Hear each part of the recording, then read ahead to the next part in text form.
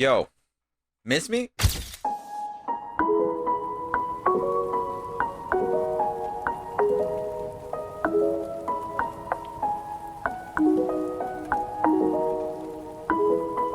So the new chapter for Boruto just dropped, and now we're not just calling it Boruto.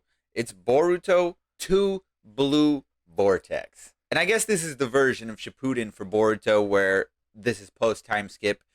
We are getting answers, at least some surface level, sort of where we're at in the Boruto timeline.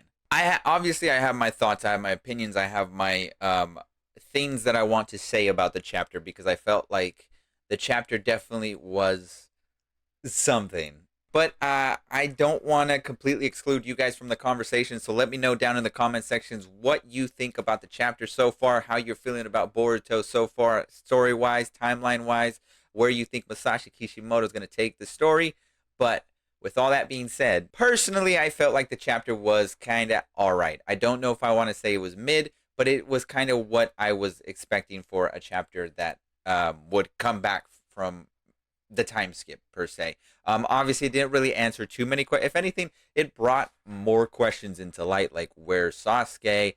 Sarada's clearly still under in the Leaf Village, and she's trying to convince Shikamaru that Boruto's not just a complete traitor and that his father left for a good reason. And obviously, there's a lot of online talk about like whether or not, because Shikamaru, yes, he is now the eighth Hokage. He took over after Naruto got sealed by Kawaki, which, by the way, we do see Kawaki meet, or not meet, but visit Hinata and Naruto where they're at or where he's keeping them sealed. That being said, bringing it back to Shikamaru, there's been a lot of conversation, a lot of debate as to who should have taken over post Naruto getting basically sealed away.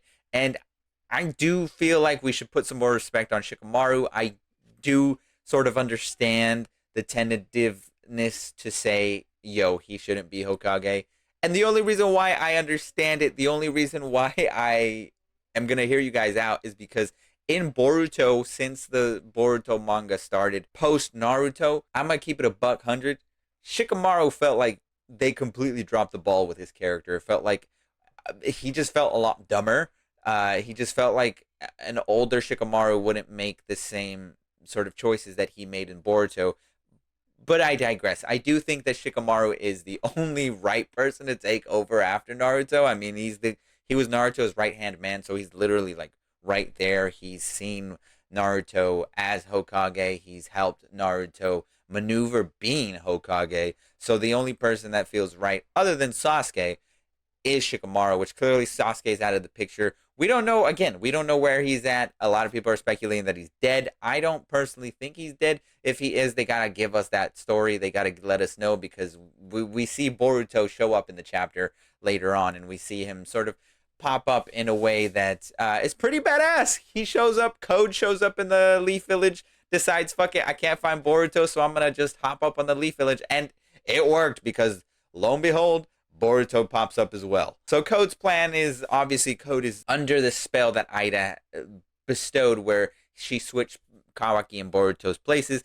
Code seems to be after Boruto because I'm sure he thinks he's Kawaki, and Kawaki's just, in the Leaf Village acting as the Hokage's son. And overall, like I said, the chapter was fine. I did enjoy it. It felt nice to see the characters new and reinvented with new designs.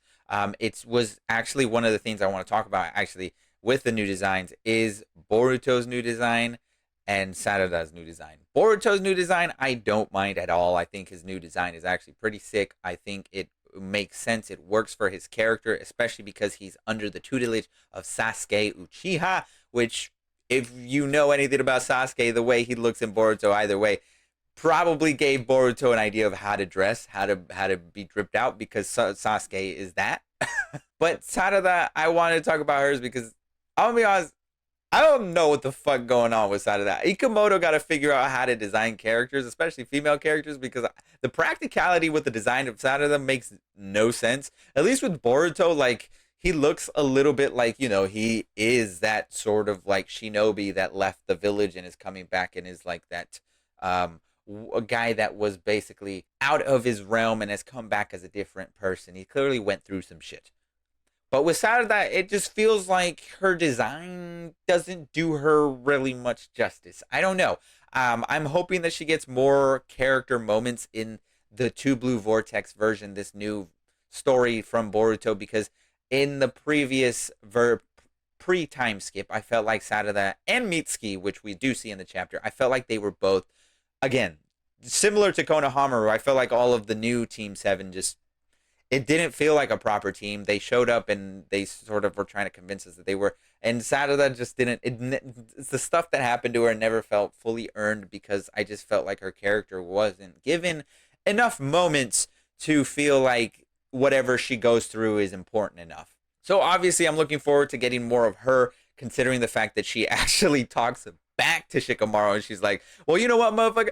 I ain't looking up to you. I look up to the 7th Hokage. That's Naruto Uzumaki. That's who I'm trying to be. And I know Naruto Uzumaki would not give up on one of his friends, which props to Sarada. She knows Naruto. She knows what's up. This is that's correct. When she said that shit, I was like, yeah, you know, my boy Naruto didn't spend a whole fucking 500 episodes, 500 chapters hunting down an Uchiha named Sasuke for nothing.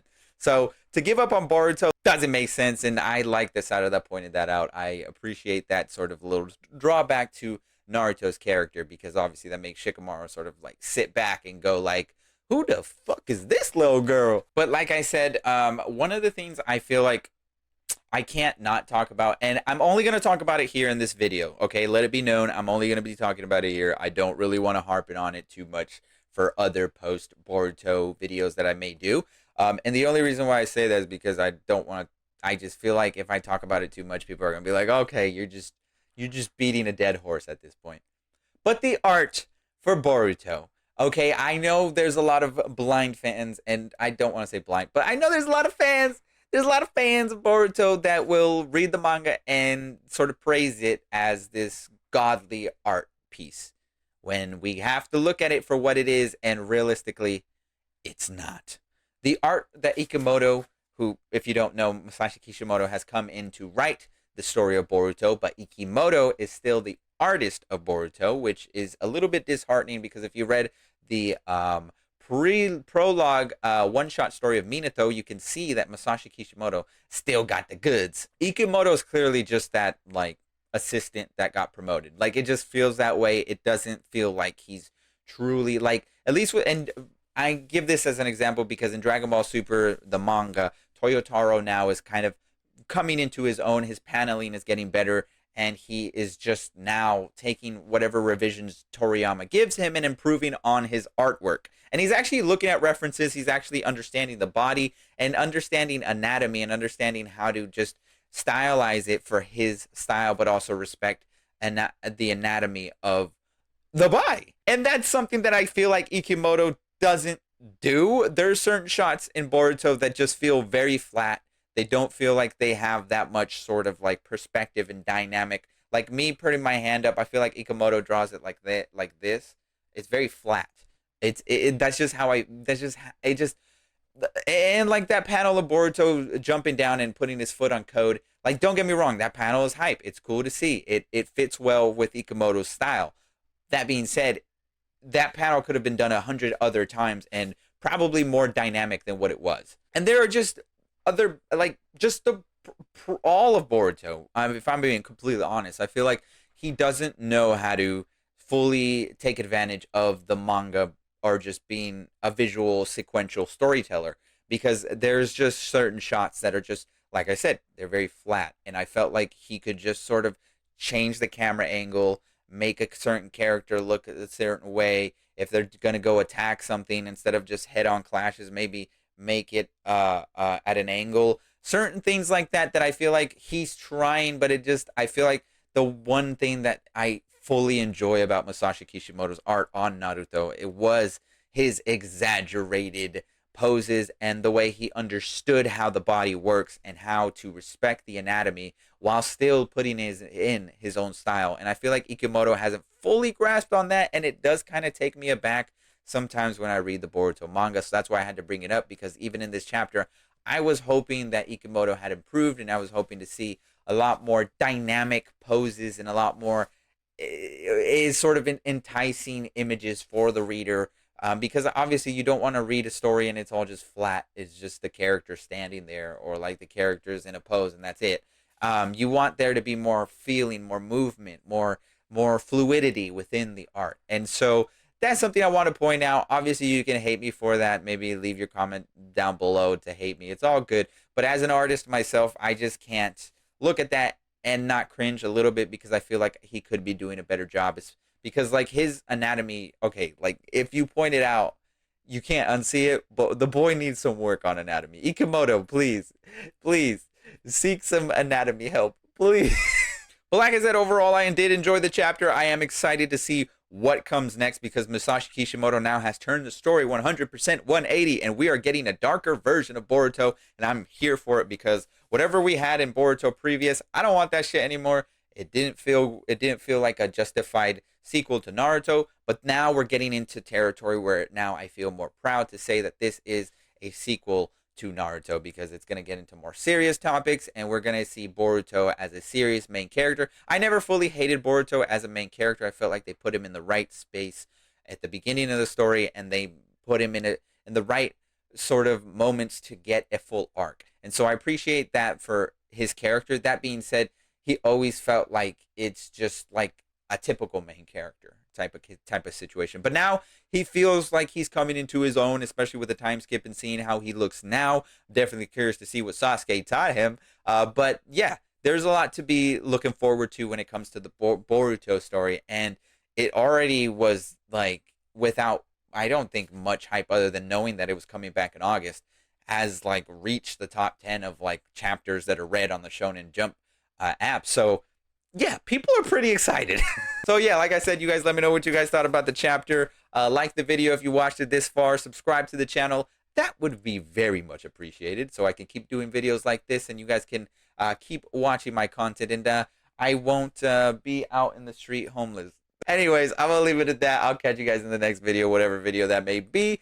And I don't know what else to say, so I'm gonna say bye.